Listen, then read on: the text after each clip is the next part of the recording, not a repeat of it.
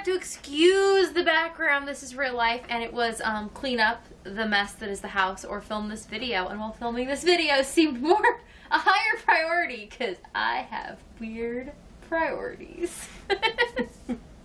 Anyways, we are going to go through and answer questions from y'all that you left on our 150 subscriber giveaway. And we're just going to cut these up into videos that are of a reasonable length based on our answers, because sometimes we are a little long-winded. And sometimes we agree to answer some questions. Sounds about right. So, should I just go through the questions that we answer together and I'll answer the ones to me directly later? Yeah, whatever you want to do is fine. I assume you don't want to sit through the crocheting questions. So, PJ Matilda said, tell us a story from when you first moved into your house. Which story should we tell? There's so many. Well, do we start with why we moved to our house? Story I moved. Oh! What about the moving to our house? What about the car trip? And the playing If I Had a Suitcase in the car over the walkie-talkies in the rainstorm. That was kind of funny. Then we decided I needed both hands to drive the truck. So why don't you tell that story? Well, we were driving out and from California to Kansas. And I was driving our 24-foot moving truck towing our boat. And Kendra was driving our Dodge SUV with her parents and our then 4-month-old who just turned daughter. 8. And all of our stuff and cats packed to the roof. And there was certain members of our traveling party that insisted we have radios in each vehicle. And they really weren't very effective for communicating anything important, because when you tried to say anything important, it kind of cut it off.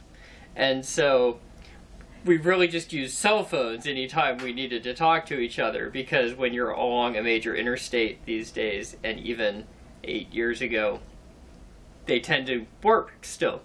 So anyways, then we started playing I'm going on a trip. And in my suitcase I will pack. So Steve and I are driving, each with our walkie-talkie, going back and forth through the alphabet, as these clouds in the sky start building and building and building as we're getting further through the alphabet, and then it starts to sprinkle. Now, we had heard the severe thunderstorm warning over the radio. But it wasn't... The actual radio, not the handheld radios that we were communicating back and forth with. But it didn't seem like it was getting that bad. And then it did. Yeah, but we were almost done. Yes. We were on, like, X when it started to get bad. But you know, when you're on X and then you have to go through each letter, I'm bringing an A, a B, a C, and then all the way. It takes a little while to get you through Z. By the time we got to Z, it was kind of scary. So then we stopped and focused on driving. And even then, it was kind of scary.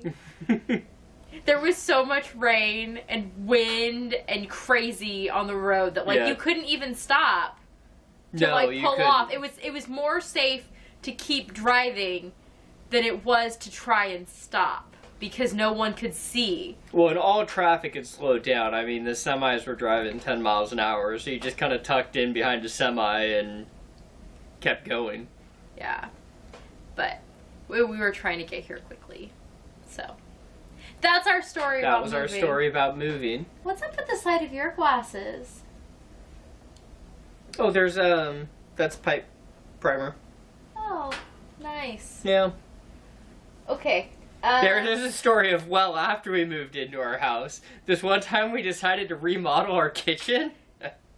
And we thought we could do it. And while I was doing the pipe overhead, I apparently spilled some PVC primer on my glasses. Before or after you put in the pipes that then blocked the crawl space, so we had to send our kid under to finish the pipe work? I believe it was the pipe that I put to block the crawl space. Oh. You ready to move on? Sure. Okay. Lisa Normand asked, tell us a story of what made you fall in love with Steve. Any day now. We're going to keep hoping. I don't know. I was trying to think of why. I was gonna say, it sounds terrible. You were a jerk in high school, and I liked it. Just such a bad person. Like, he wasn't like a mean jerk. He was like appropriately sarcastic. I was a cocky jerk. Well, you were appropriately sarcastic and snarky at me, so I got to be sarcastic and snarky at you, and that was fun for us. Right. And it continues to be, as you probably notice. I know it makes your mother infuriated to listen to us talk to one another because she thinks I'm mean to her son, but I'm not mean. But you did say it was when you saw me with your nephews. Oh yes, that was how I knew we were gonna get married. Was we were dating happily, and that was all good. And then my my youngest nephew, who is now in high school, was born. And so I went down to visit, and Steve drove down with me because at the time I kind of newly-ish had my license, and I didn't want to drive down by myself. My parents were already down there, and I had to work. Or I had a band thing? We had a band thing. No, you had to work. I was out of band. Oh yeah, you had graduated. That's right. Anyways, so he drove down with me from Northern California to Southern California, and got to see the baby. And we took cute pictures holding my nephew. He was so cute and tiny. You're less cute and tiny now. Still cute, just not so tiny. And, yeah. He was so cute with the kids, and it was fun. And it was like, oh, we could do this, huh? Now, some days I don't know if we can do this, and we're doing it, so. But most of the time we're doing all right, so it's okay. What made you fall in love with me? It was crap like that, huh? Yeah, that was it. Ironically, it was probably your ambition and...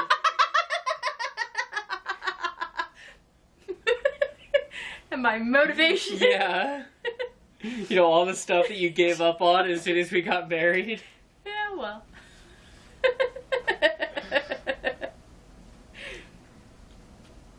Was that the end of your answer? Yeah, that was pretty much it. Oh no. iTunes doesn't want me to look at the questions.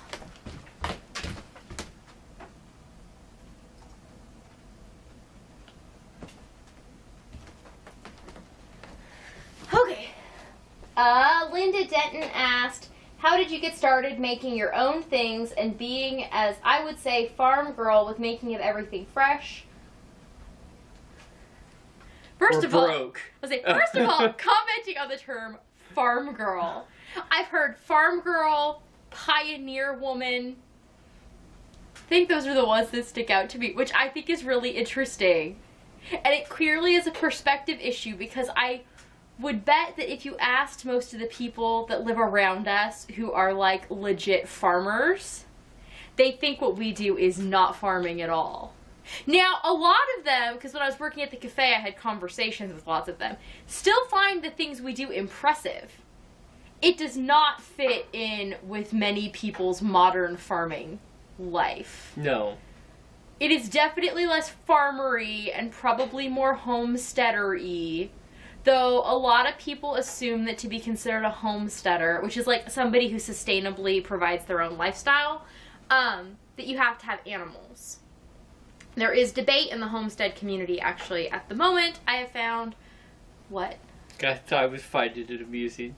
Debate in the homestead community. It makes sense. Oh, it just... But there is debate as to whether or not you have to have animals, because there are people, especially who happen to be vegetarian or vegan, who then do not raise animals, but still consider themselves homesteaders. And some people argue that you can't be a homesteader if you don't raise and butcher your own animals. I don't know if we'll ever get to the whole raising and actually butchering our own animals. There will probably be raising of animals and potentially just taking them to the locker to have them butchered, because I just don't know that we have the facility. Like, it would involve facility changes to do that. But that still has not answered the question. That was a long story longer. I apologize. Anyways, I got distracted by the term farm girl. We do make a lot of our own things, especially our food, in large part because it tastes better. That's true. Once you have stopped eating commercial, well, we always ate a lot of canned food anyways, because we're cheap. And we could make things from scratch cheaper than we could buy them. But once you go to canned like home canned vegetables, the junk you buy at the store tastes like junk. It just doesn't taste. So, that's kind of why we've stuck to that. Well, we had both grown up in California where produce is abundant and not very old. And the stuff in the store is delicious. Our lettuce and celery here is a joke. Yeah, it's not delicious here. So, to get fresh food, you kind of have to grow your own. And have fresh food in the winter, it needs to be previously fresh, then frozen. Yeah. Or canned, or somehow preserved. So that was mostly why we made that decision. I needed a hobby that helped. Yeah, he needed a hobby that wasn't video games, because you started playing video games at work. Yeah. Well, but then I started gardening before I started playing video games at work. I said I was ready to start gardening, and then we didn't really live somewhere where I was willing to put the work into starting one. Yeah. But then we moved here, and I knew that we would at least be here long enough that none of my effort would go to waste, / even if I didn't use it, somebody would. Yeah. And like it's become worthwhile for us to plant things like nut trees and orchard and stuff where we might not even ever get to the best harvests of them. But being that it's family property and we're the 3rd generation to live here, theoretically it will continue to stay family property. We're the 3rd generation to raise our family here. We are the 4th generation to be here. Yes, but we're the 3rd. We're the 3rd family that's lived in the home. Yes. Long term, because I guess my grandma and her sister both lived here for a period of time with their families. Well, I meant more that like your dad and uncle they were a generation that were raised here, but neither of them ever had their families here long term. Because grandma was still using it. Yep. But anyways, it is worthwhile to put the effort in